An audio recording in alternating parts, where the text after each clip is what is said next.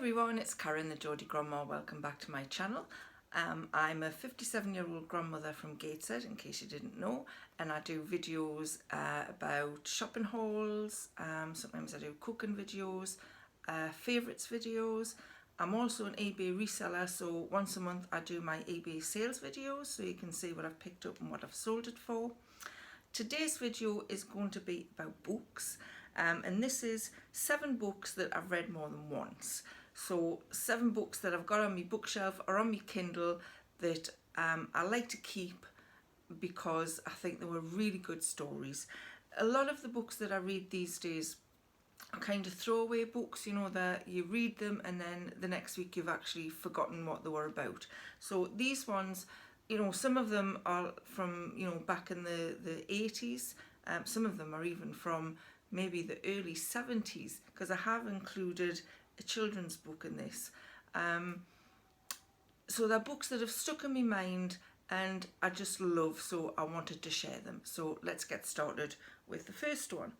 And the first one is Labyrinth by Kate Moss. And it's set in Carcassonne in France. I'm just going to put my specs on so I can read you the blurb on the back, because I don't want to give the whole story away in case you haven't read it. So I'm just going to tell you what it says on the book. It says, July 1209, in Carcassonne, a 17-year-old girl is given a mysterious book by her father, which he claims contains the secret of the true Grail. Although Alay, I'm not sure if I'm pronouncing that right, cannot understand the strange words and symbols hidden within, she knows that her destiny lies in keeping the secret of the labyrinth safe. And then it jumps to July 2005, so it's a dual timeline, this one. Alice Tanner discovers 2 skeletons in a forgotten cave in the French Pyrenees. Puzzled by the labyrinth symbol carved into the rock, she realises she's disturbed something that was meant to remain hidden. Somehow a link to a horrific past. Her past has been revealed. This is a fabulous book. I like a really good thick book, and this was a good thick book. Like I say, it's set in Carcassonne in France, and there's a lot of action goes on in Carcassonne Castle. Now this actually prompted me and Warren to visit Carcassonne, I think it was about 10 years ago. We stayed there for 10 days. Absolutely fabulous place. The first sight of Carcassonne Castle is just awesome. It takes your breath away. Lovely place to visit, and I actually took this with us to Carcassonne and read it again while I was there. So it really steeped myself in the place. But I highly recommend that, Labyrinth by Kate Moss, not the model Kate Moss. The next one is really different from Labyrinth, and this is a Martina Cole book called Two Women. Now Martina Cole, a very gritty writer. She writes about sort of gangland London back in the 60s and the 70s. And I've read quite a few of her books, but this one really stuck in my mind. And this one says, danger and violence have always been part of Sue Dalston's East End upbringing. Unloved by her mother, abused by her father, and brutalised throughout her entire marriage, she smashes her husband's skull with a claw hammer in a final act of desperation. All that keeps her sane is knowing that her 4 children are safe from harm. When she is celled up with murderess Matilda Enderby, their fates become inextricably linked, and no one, least of all Sue, could have predicted the consequences. Sounds like a real fun book to read, doesn't it? But it's a right page turner. There's a bit of a twist at the end. I like Martina Cole's writing. You know, there's no fluff in it, and some of them are quite gruesome. But I really recommend this one. I've definitely read this one more than once. So Two Women by Martina Cole. The next one is Valley of the Dolls by Jacqueline Suzanne. I think I read this maybe early 80s, and I really, really love this book. It's about 3 women in America back in I think it's the 50s. I could be wrong, but I think it's the 50s or the 60s. And it says, dolls, red or black, capsules or tablets, washed down with vodka or swallowed straight. For Anne, Neely and Jennifer, it doesn't matter as long as the pill bottle is within easy reach. These 3 beautiful women become best friends when they are young and idealistic and struggling at the bottom of the ladder of the entertainment industry. By the time they reach the top, they discover there's no place left to go but down into the Valley of the Dolls. yeah, sort of Anne and Neely start off in the book, you know, quite naive and very excited by life. Jennifer is not quite so much naive, but as the book goes on, they get kind of corrupted by life in the entertainment industry, and they get into these dolls, which were drugs. Again, quite a gritty book.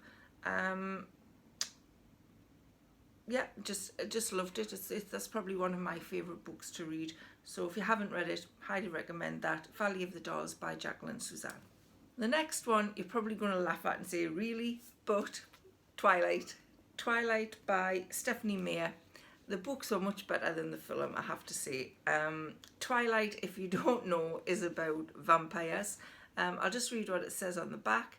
Isabella Swan expects her new life in Forks to be as dull as the town itself, but her new classmates don't seem to mind her awkward manner and low expectations.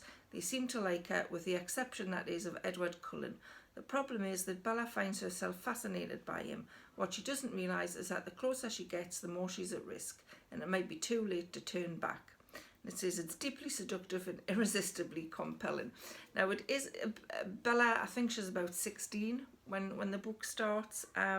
It is a young adult's book, but I think a lot of, I read it in my 40s, and I think a lot of 40-year-old women have a hankering to read about, you know, their long lost youth, maybe regain a bit of that youth. I don't know, maybe that's just me. Do you feel like that?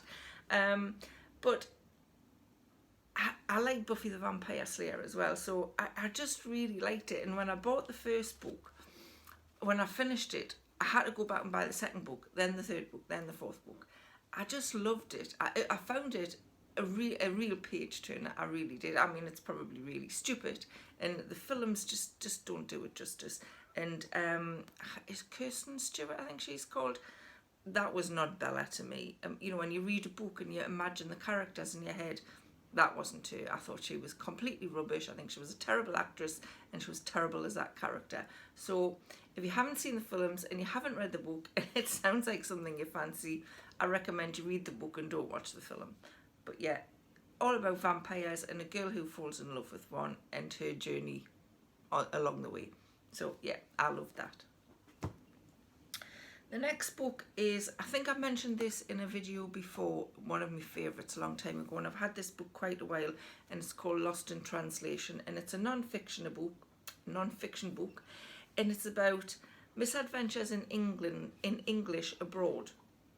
So it's signs and notices and things people have in European countries, in other countries as well, and how they've translated it into English, and it is so hilarious. I read this on a train once. I was on my own, and I shouldn't have done that because I was laughing out loud. Some of them, the tears were running down my face, and I remember when I was trying to read some of the stuff to Warren when I got it, I couldn't get the words out because I was laughing that much. It is hilarious. Whenever I'm feeling down, this is a book that I pick up and just flick through it because it is hilarious. So, for instance, they've got different categories. This one was a hotel, I think, in Copenhagen. In the event of fire, open a window and announce your presence in a seemly manner. It's just so, I mean, it's daft, you know, it's just funny. In Cairo, Egypt, unaccompanied ladies not admitted unless with husband or similar. Just very, very, very funny. Shanghai, China, restaurant and bra. The mind boggles. But if you haven't read it, pick that up and you know, have a flick through it when you're feeling down, because it will make you laugh. There is a second edition, a follow-on edition to this, which is not quite as funny, but it is still funny. But I highly recommend Lost in Translation, and that is by Charlie Croker. The next one is a book that I've got on my Kindle, and I've mentioned this author before in a video, and it is Sidney Sheldon. I don't know if you can see that for the glare. Sidney Sheldon, The Other Side of Midnight. Now, I haven't got the blurb for this one, but basically it's a bit of a love triangle. It's about a young girl from, I think it's set in France, and possibly America and possibly Greece. It's about a young girl who comes from the really poor area of Paris, and she's her father's not very nice to her, and she meets this young American GI and falls in love with him, and he just throws her away and forgets about her. And basically it's about her getting to a place where she can take her revenge on him, Larry. But in the meantime, Larry marries this other girl, Catherine, so she becomes involved in the story. And it is a really good story. It follows her through the World War II. She's really focused on getting her revenge on this Larry guy, really cold and focused on it. And the ending is rather sad. I think they turned it into a film actually. But The Other Side of Midnight by Sidney Sheldon, highly recommend that one as well. And the last book on my list is a book from my childhood, and it is Enid Blyton's The Faraway Tree. And yes, I have got it on my bookshelf. I picked this up at a car boot sale because I thought I might like to actually read it again, even though I think I was maybe 7 or 8 when I first read it. I loved it, my daughter loved it, and I'm hoping my grandchildren are going to love it as well. And it's about these children who go to stay, I think they go to stay at a auntie's place or something like that, and on their doorstep they find this enchanted wood, and it's got this big tree in the middle of it called the Magic Faraway Tree. And they climb this tree and they find lots of different characters living in the tree. There's characters called Silky and Moonface and Mrs. Wash-A-Lot, who she likes to wash a lot, and she chucks her dirty water down the tree so it goes all over everybody.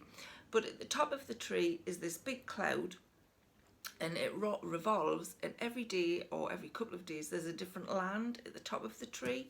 So there's a sweetie land and a toy land. There's lots of different types of lands, and the children climb through the cloud and visit these lands, and it's about their adventures in those lands and what they get up to, with the other characters on the tree. It is a really nice book, a lovely story. I don't know if children these days would want to read this kind of book.